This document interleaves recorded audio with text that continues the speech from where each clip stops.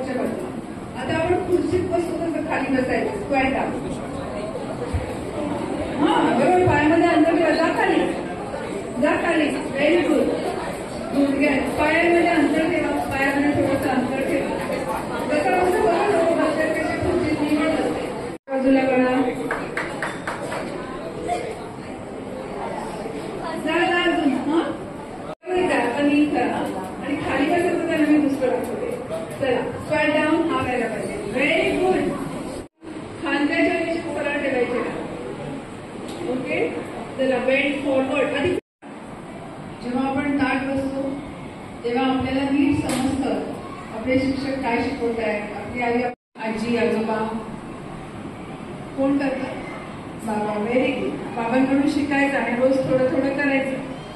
Okay, तर योग ही भारतीय गुरु साक्षात परब्रह्म तस्मै श्री गुरुवे नमः.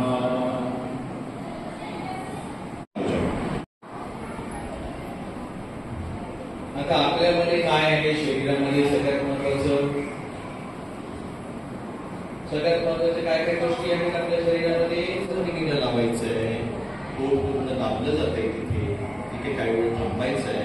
मी सांगितलं तसं मग काय करायचं, पुन्हा एकदा पूर्ण श्वास भरत घ्यायचंय आणि पूर्ण वर आल्यानंतर श्वास सोडायचाय. तुला बरा श्वास भरत हात वर, डोळे उघडे ठेवायचे.